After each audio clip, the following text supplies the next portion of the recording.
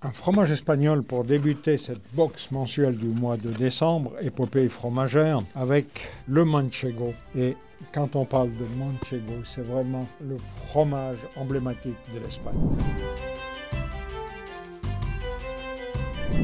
Manchego, c'est la vallée de la Mancha. La manchega, c'est une race de brebis. Et c'est un fromage. Ah, tu sais, c'était gentil, mais je pense maintenant, parce que moi je te regarde en train de filmer, on pourrait pas commencer par la dégustation. Comme ça, après, pendant que tu parles, moi je peux manger au moins. Et Michel, tu penses qu'à manger. Oui.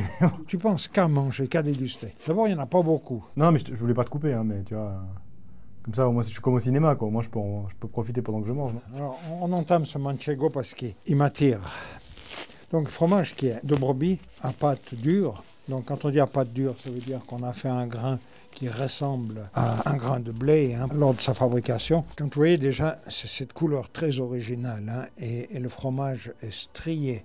C'est vraiment typique du manchego. Pâte dure, je vous l'ai dit, c'est le petit grain qui permet d'avoir ce résultat-là. Et puis affiné pendant une année, pendant 12 mois. Le nez est assez incroyable parce que quand on l'a coupé, c'était impressionnant. Ça a parfumé toute la pièce. C'est magnifique au nez. Quand tu sens un fromage comme ça, tu n'as qu'une envie, c'est de les déguster. C'est marrant, c'est que du brebis. Hein. Ouais. C'est très fort pour du brebis. Hein. Ce qui m'étonne aussi beaucoup, imagine Michel, cette plaine de la Mancha, c'est recouvert de brebis, puis c'est une race, manchega, d'où l'appellation manchego. C'est très intéressant comme fromage, parce que souvent quand je déguste du fromage de brebis, c'est tout en finesse. Lui, il a du caractère. Non, Michel, il faut qu'on en garde un petit peu. Ça, c'est plaisant. Souvent, des fois, on a un peu d'amertume. On fait, non, là, c'est de la force. Et pour un brebis, avoir de la force, c'est magnifique. On va passer au suivant, au numéro 2.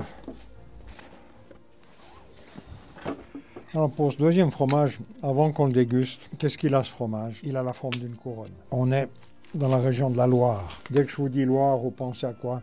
Château de la Loire. Donc dès qu'on a Château de la Loire, on a les rois. Donc il y a une succession de rois qui sont passés par là entre le 15e et le 16e siècle. Je ne me rappelle plus des noms, mais Michel, tu peux peut-être venir à mon aide là, parce qu'il y a Joseph, Alphonse, Robert. Non, il y a Charles VI, Louis XI et François Ier. Oui, c'est pas mal déjà. Donc 3 rois différents comme cette journée-là. C'était entre le 14 et le 16e siècle. J'avais dit. Donc c'est un peu à l'honneur de ce château de la Loire que ce fromage a été fabriqué avec cette forme de couronne. Ce qui est intéressant dans ce fromage, le Pénicillium camemberti qui s'est développé, mais surtout, il est cendré, il est à belle maturité. Déjà, au coup d'œil, on se dit qu'on a un fromage crémeux, un fromage onctueux. Regarde voir ça, c'est que de la crème. Je me demande si je vais te le faire déguster, celui-là. D'ailleurs, n'hésitez pas à dire dans les commentaires si ça vous plaît d'avoir le fromage comme ça. Nous, notre but, c'est de vous l'envoyer quand il est vraiment à la pointe de son affinage. Si vous trouvez que c'est un petit peu trop, on peut aussi réduire un petit peu l'affinage pour qu'il soit un petit peu plus frais. C'est aussi vous qui partagez ce que vous avez envie. Hein. On monte en gamme. Avec le manchego, on avait de la force. Je ne vous l'avais pas dit, c'est la couronne lochoise. C'est un fromage de chèvre crémeux, mais sur toute la surface. Vous saurez que dans le chèvre, vous aurez un fromage qui a pas mal de caractère. On continue avec ces belles choses. Ce fromage-là, j'aime bien le mettre à Noël. Pourquoi? Parce que c'est la période des fêtes.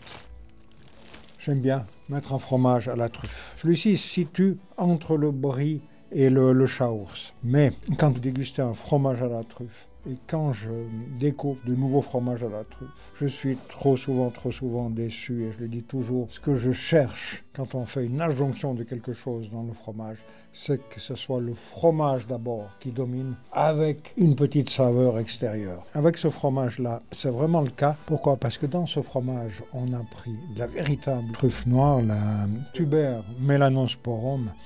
Je n'ai pas d'adjonction d'extrait de truffe et malheureusement, beaucoup trop souvent, dès qu'il y a de l'extrait, le parfum de la truffe, il domine et il n'y a plus que ça et c'est pas ça que je recherche. Michel, à toi l'honneur.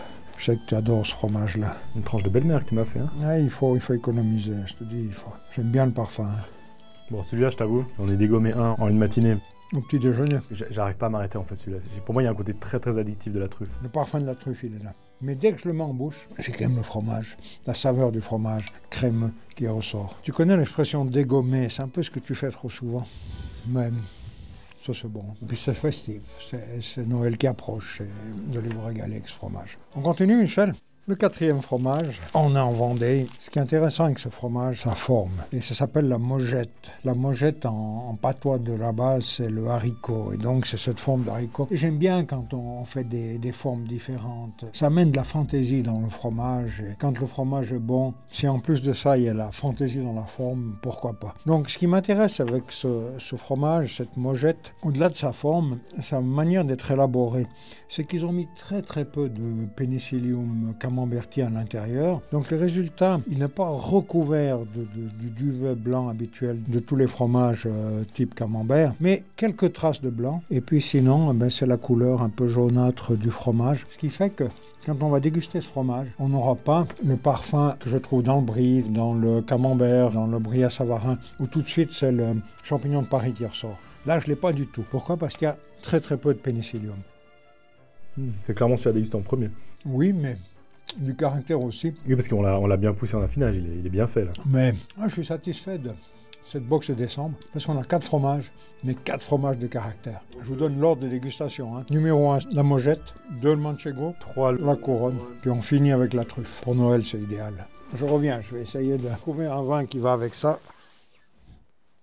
Je vous ai trouvé le vin emblématique du canton du Valais, c'est le fendant. Mais pas n'importe quel fendant. Vous savez que la tradition du fendant en Valais, c'est le vin de soif, c'est le vin d'apéritif, c'est le vin qui est utilisé à toutes les occasions. Quand on mange une raclette, souvent on boit un verre de fendant avec. Ce cépage a été un peu décrié au détriment des spécialités et maintenant il revient en force. Et celui-là, il vient de Vétro, la cave de la Madeleine. La cave de la Madeleine, c'est le papa, la maman et les 2 filles. Elle m'expliquait que pour élaborer un bon fendant, c'était pas facile. C'était vraiment un vin qui est difficile à élaborer pour faire quelque chose de super.